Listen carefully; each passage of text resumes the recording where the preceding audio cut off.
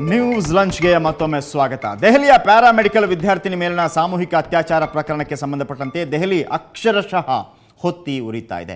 ಘಟನೆ ಖಂಡಿಸಿ ವಿದ್ಯಾರ್ಥಿಗಳು ಬೀದಿಗಿಳಿದು ಹೋರಾಟ ನಡೆಸ್ತಾ ಇದ್ದಾರೆ.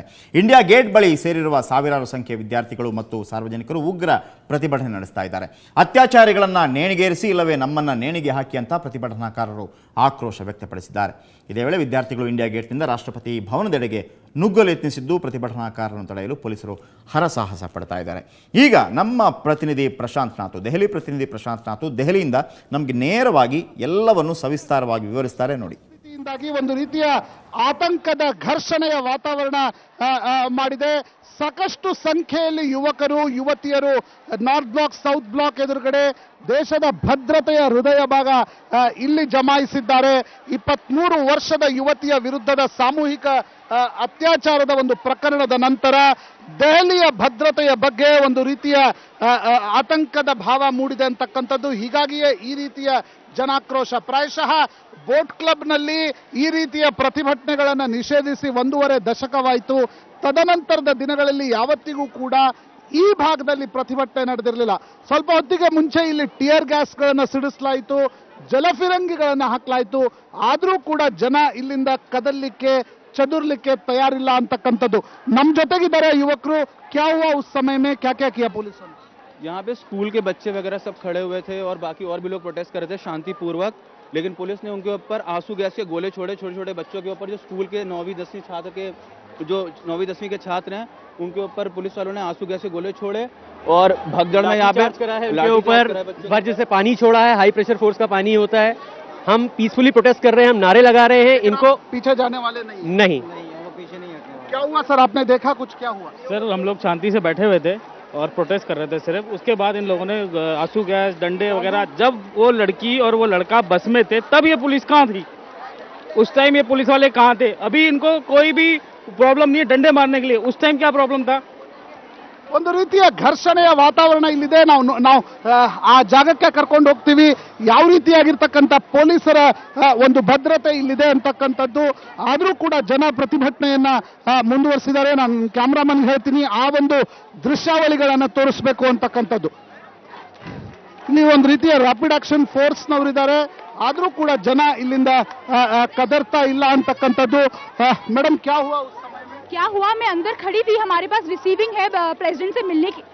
हमारे पास रिसीविंग है प्रेसिडेंट से मिलने के लिए. मेरे हाथ में रिसीविंग थी. उन लोगों ने बॉम्ब छोड़ा, जो गैस बॉम्ब होता है. मेरे पे पानी छोड़ा, जबकि मेरे पास रिसीविंग भी थी.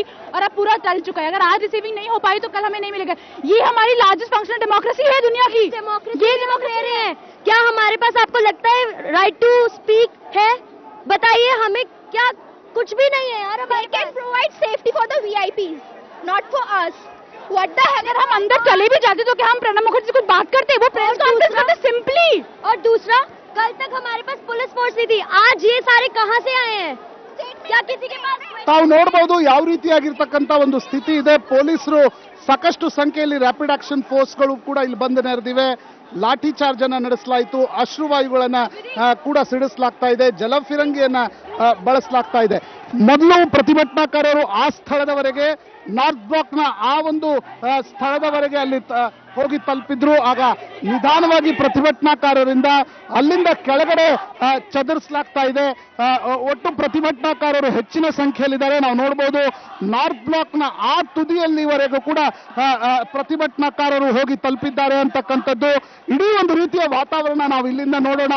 ಯಾವ ರೀತಿಯಾಗಿರ್ತಕ್ಕಂಥ ಒಂದು ಪ್ರತಿಭಟನಾಕಾರರು ಇಲ್ಲಿ ಜಮಾಯಿಸಿದ್ದಾರೆ.